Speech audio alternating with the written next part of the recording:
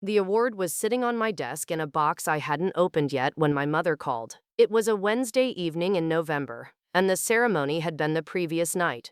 A regional medical association dinner where I had sat at a round table with colleagues I respected, eaten food I barely tasted, and listened to my name being read aloud in a room of 300 people as the recipient of the Physician of the Year award for our district. I had smiled and walked to the podium and said something appropriate and genuine. And then I had come home and put the box on my desk and gone to bed, because I had a full clinic the following morning and 2 patient reviews before noon. My mother didn't know about the award. That's the part that requires explanation. And the explanation is not a simple one. Her name is Valerie. She is 68 years old, she lives in the same house in Coventry where I grew up, and she loves me in the particular way that certain mothers love daughters they fundamentally misunderstand, completely and at considerable cost to both parties. She has never been cruel. That is important to say clearly and first, because the story I'm about to tell could easily be read as a story about a cruel mother, and it isn't. It is a story about a woman who was afraid, and who communicated her fear in ways that felt to the daughter on the receiving end like a verdict. She called that Wednesday evening at 7:30, which is when she always calls, because she is a creature of routine in the way that people become when they have lived alone for a long time. "How are you?" she asked. "Tired," I said. "Good tired." "You always say that." "It's usually true." We talked for a few minutes about ordinary things, her neighbor's new dog, whether I had been eating properly, a television program she had been watching. And then she said something she has said in various forms for most of my adult life. "I worry about you, Nadia. All those hours, it's too much for one person." I didn't say anything. I've always said it. Medicine is just, it asks too much. I looked at the box on my desk. "I know, Mum," I said. I didn't tell her about the award that night. I'm still not entirely sure why. Partly because I was tired, and the conversation would have required more energy than I had. Partly because I knew, from 38 years of being her daughter, that her response would be complicated in ways that would take time to navigate. But partly, honestly, because some part of me was still, after everything, sitting with a version of the question she had planted in me when I was 17 years old. Was she right? Not the version she had been saying that Wednesday. The general worry about hours and pressure, which was understandable and arguably fair. The earlier version, the one from the kitchen table in Coventry in the summer before I applied to university, when I had told her I wanted to study medicine. She had put down her cup of tea. "Nadia," she said carefully, in the voice she used when she was about to say something she had decided was for my benefit. "Medicine is a very hard road. Do you really think it's the right fit for you?" I was 17. I had straight A's. I had spent the previous summer volunteering at the local hospital, which I had arranged myself because I wanted to know whether what I thought I wanted was real or just romantic. It had been real. I had known it clearly by the second week. "Yes," I said, "I do." She looked at me with an expression I had seen before. A particular combination of love and doubt that she had never learned to separate. "You struggle when things get difficult," she said. "You always have. Remember your GCSEs? You were a mess, you cried for weeks. I still got the grades." "You did," she said. "But at what cost? Medicine isn't GCSEs, Nadia. It's years and years of that, but harder. I just wonder if there's something that would suit you better, something that wouldn't take so much out of you." She was not wrong that I cried during my GCSEs. I did. I was 15, and the pressure had been real, and I had handled it imperfectly, as 15-year-olds generally do. What she hadn't seen, or hadn't registered, was that I had also sat down every morning and done the work anyway. The crying and the working had happened simultaneously, and she had noticed the crying and drawn conclusions about the working. I applied to medical school without telling her until the application was submitted. She found out when the interview letter arrived, and I left it on the kitchen table because I was too proud to hide it, and too nervous to show her directly. She read it. "You actually applied," she said. "I told you I was going to. I thought I'd talked you out of it." She hadn't. And I had gotten in. and she had hugged me when I told her my offer, and she had cried, and I believe the tears were genuine and came from love. But the thing she had said at the kitchen table didn't dissolve because she hugged me afterward. It stayed. It became one of those background sounds you stop consciously hearing but that never actually goes silent. Medical school was hard. I want to be honest about that because the narrative that people sometimes construct around these stories is that the person who was doubted turns out to be effortlessly brilliant, and that effortlessness is the revenge. That wasn't my experience. I found the first 2 years genuinely difficult. Not the scientific content that came naturally, and I worked hard enough that my grades reflected it, but the clinical environment, the hierarchy, the particular culture of surgical and medical training that in the mid-90s was still shaped by a model that did not especially welcome questions, hesitation, or visible effort. You were expected to absorb, perform, and not draw attention to the process by which you did either. I drew attention to the process. I asked questions when I didn't understand something rather than nodding along. I said when I was uncertain rather than projecting false confidence. In some environments, these qualities were valued. In others, they were read as weakness, and the consequences of being read as weak in a medical hierarchy are not abstract. My surgical placement in third year was supervised by a registrar named Dr. Fielding, who had decided, within the first week, that I was not cut out for the work. He was not particularly subtle about this opinion. He assigned me the least complex tasks during ward rounds, answered my questions with a particular brevity that communicated their irrelevance, and on 2 occasions during supervised procedures suggested that I step back and observe rather than participate. When I asked him directly at the end of the placement what I could improve, he said, and I remember this precisely because I wrote it down that evening, "Some people have the instinct for this. You're a diligent student, Nadia. That counts for something. Diligent." As though diligence was the consolation prize for the absence of instinct. I went home for Christmas that year and sat at the kitchen table, and my mother asked how the placement had gone. And I said it had been challenging, and she looked at me with that expression, love and doubt, indivisible, and said, "Are you sure you're in the right specialty?" I nearly told her. I nearly said that a registrar had decided before he knew me that I was inadequate, and that his verdict had made me doubt myself in a way that was affecting my work, and that I didn't know how to separate his assessment from my own. I nearly said all of that. Instead, I said, "I'm thinking about general practice." She looked relieved, and that relief, the visible, unguarded relief on her face, did something to me that I don't know how to describe accurately except to say that it clarified something. It showed me that her worry had always contained within it a preference. That she had not just been concerned I would struggle.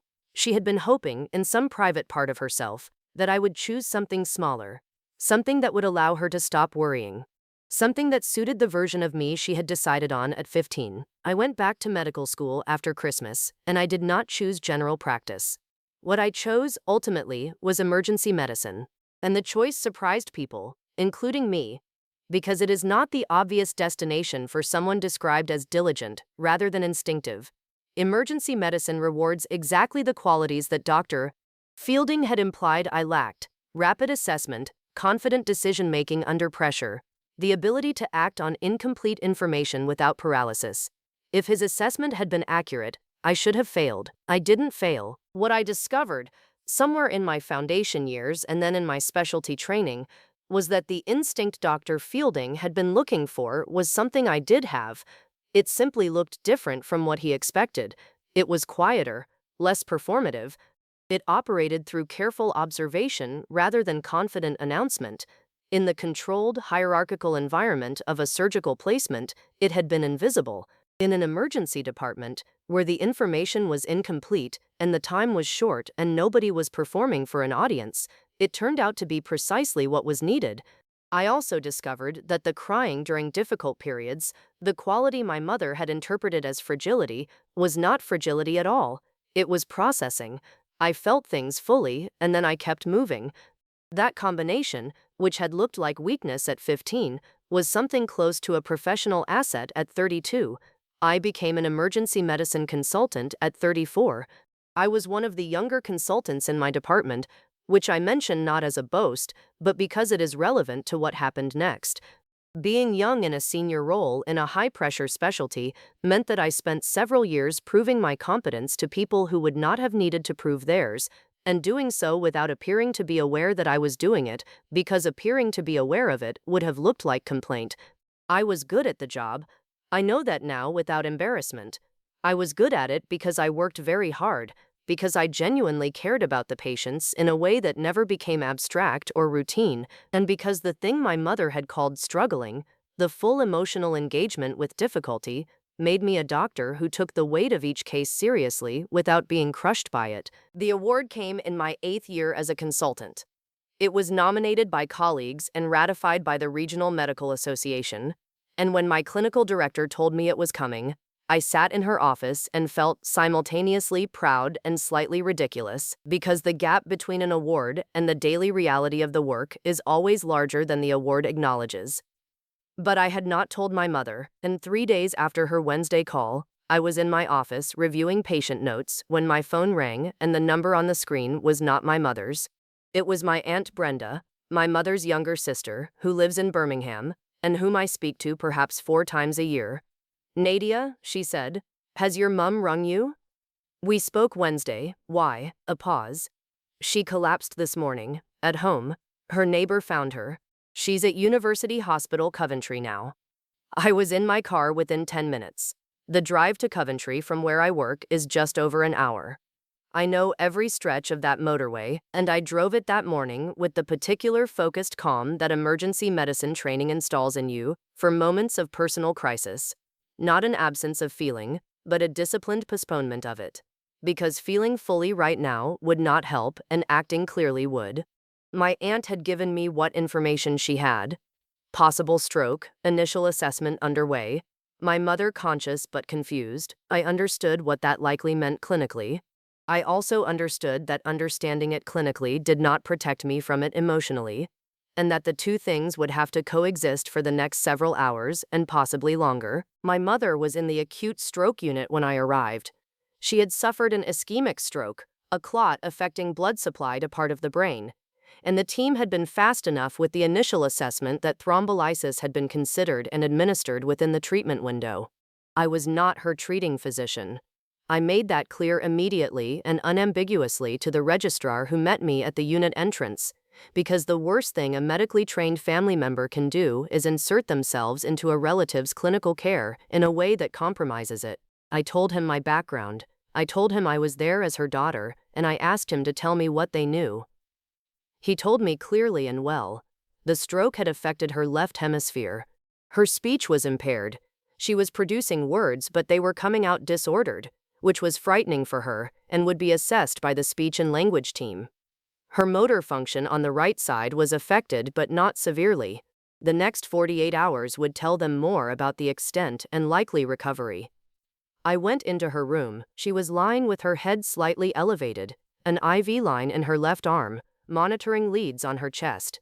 She looked smaller than she had the last time I had seen her, which had been 2 months earlier. She looked at me when I came in, and her face changed in a way that had nothing to do with the stroke, and everything to do with being a mother whose daughter had just walked through the door. She tried to say my name. What came out was not quite my name. The stroke had disordered the sequencing of her speech, but I knew what it was, and I sat down next to her and took her hand and said, "I'm here. I'm right here." She looked at me with enormous frightened eyes. "It's okay," I said. "You're in the right place. The team here is good. I've spoken with them." She squeezed my hand. The grip was weaker on the right side than the left, which confirmed what the registrar had said about the motor involvement. I sat with her for most of that day. My aunt arrived in the afternoon and took over for a few hours so I could get coffee and walk outside in the cold air for 10 minutes and allow myself to feel, briefly, everything I had been postponing since the phone rang that morning. I stood in the car park and thought about the kitchen table in Coventry and the cup of tea she had put down. I thought about her face when I told her I'd gotten into medical school, the hug that came after the doubt. I thought about every complicated, love-entangled conversation we had ever had about my career, my choices, my capacity for difficulty. She had been wrong about me. That was simply true. Her fear had expressed itself as a ceiling she had tried to put over me, and I had spent years growing against it, and she had never fully understood what that cost. But she was also my mother, and she was frightened, and she was in a hospital bed with disordered speech and a weakened right hand, and none of the complicated history changed the fact that I wanted her to be well. Her recovery was slow in the way that stroke recovery always is, not a single dramatic improvement but a gradual, uneven process that requires patience from everyone involved. Her speech improved significantly over the following weeks. The motor function on her right side recovered more than the initial presentation had suggested it might. She was discharged to a rehabilitation unit after 10 days, and from there, after 3 weeks, to her home with a package of community support. I visited every weekend during the rehabilitation period. We talked more during those weeks than we had in years, partly because the stroke had done something to the normal rhythm of our conversations, had stripped out the habitual and left us both slightly more direct than we usually were. One Saturday afternoon, about 6 weeks after the stroke, I was sitting with her in her living room and she noticed the photograph. I hadn't planned it. I had brought a bag of things she had asked me to bring from home, and somewhere in the bag, I had packed it quickly, was a copy of the Regional Medical Association newsletter in which the award had been announced, because I had been using it to mark a page in a book and had simply grabbed the book without thinking. It had fallen out when I put the bag down, and she had picked it up from the floor and was looking at it when I came back into the room from the kitchen. The newsletter had a photograph from the ceremony, my name, and below it, Physician of the Year. She was quiet for a long moment. Her speech was still slightly effortful. She had to find words more carefully than before, but she was clear. "This is you," she said. "Yes." "When?" "November, the night before you called me." She looked at me. "You didn't tell me." "No."